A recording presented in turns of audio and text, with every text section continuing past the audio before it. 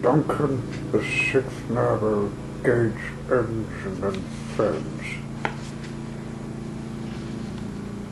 Series 10, Episode 5, Henry and the Floods.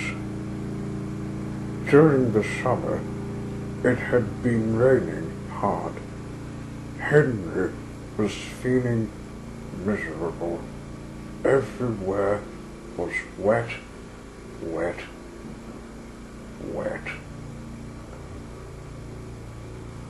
He was doing the log delivery which he was finishing, and he saw the river was in a current, fretful like, and the tide was a fret too, as it always is. And that's what Mother Nature is like, a mix of good and bad.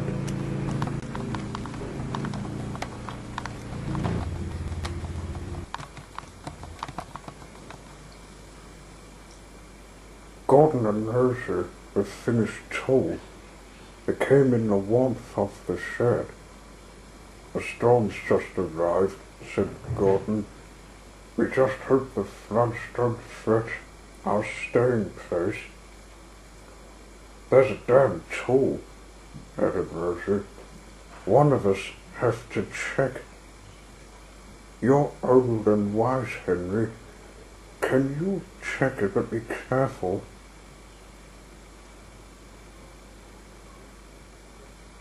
"I'll try.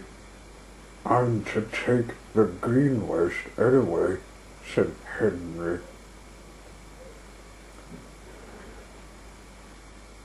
Mercer and Gordon watched with what as Henry steamed off.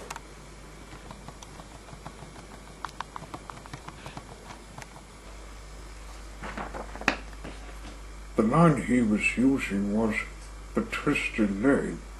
It had a bridge. The water was surging beneath it dangerously. Harold, the helicopter, was inspecting the dam as Henry arrived.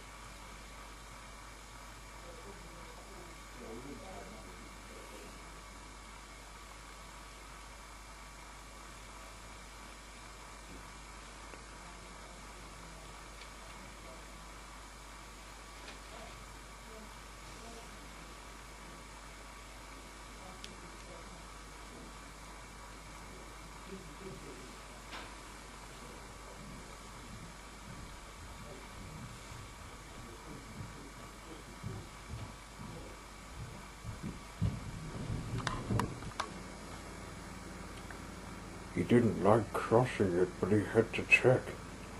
"Be brave, Henry," said his driver. "We'll have to cross to the other side." The dam did not look safe at all. Henry was very worried, and soon he knew why.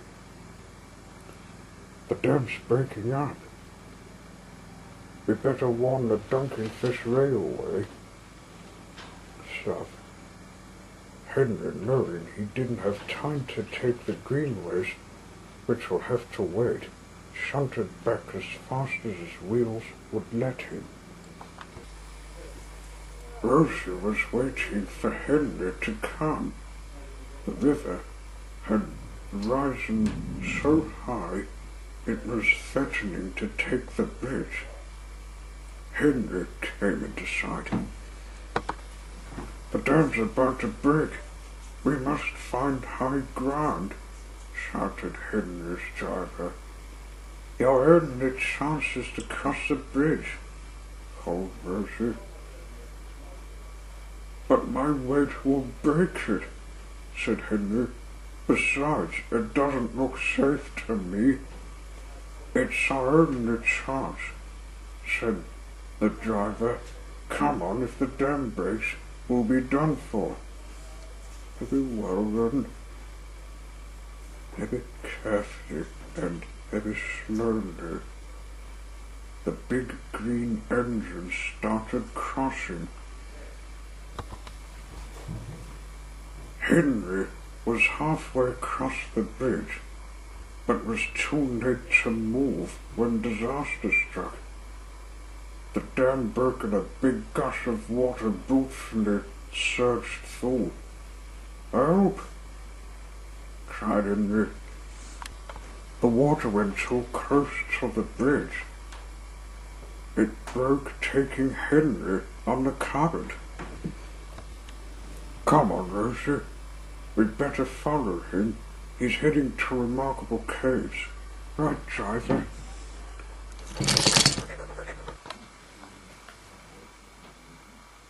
As Henry floated helplessly in the open water, he saw Remarkable Cave and the beach, which made him shudder. There was a sign he read, "Wrecking Beach."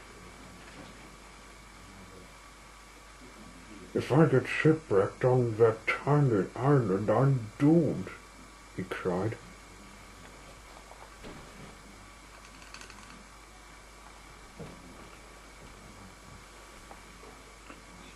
Then he saw Harold, who was hovering above.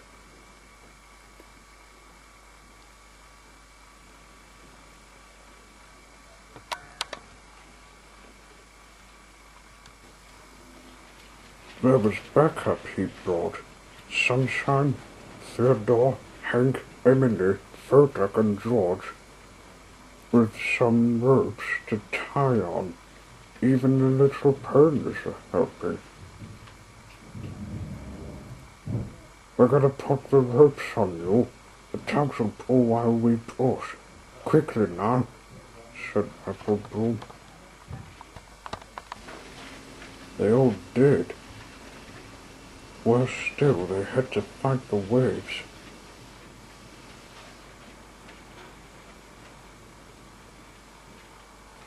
"Let's aim him at that boat behind me," said the little tug Sunshine.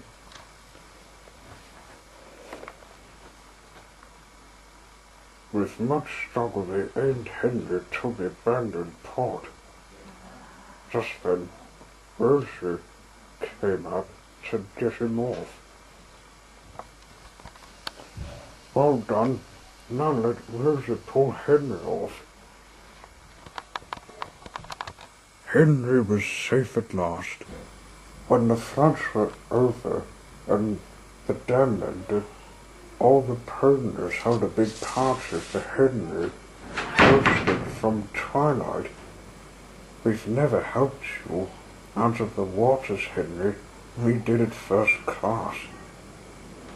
I've never had some float, but I'm glad to be back on firm ground, Twilight. You lot regretted getting me away from that beach. I never missed my knife of getting wet from the storm, Henry, said Rosie. Well, you've done what I wanted, Rosie. I've never heard some engines have been dragged in the open water. First Peter Sam, a few more of the narrow gauge engines. Mother Nature does have a mix of good and bad, worse than bushfires. They all had to agree. Mother Nature, as we know, does have its odd ways, which can't be told.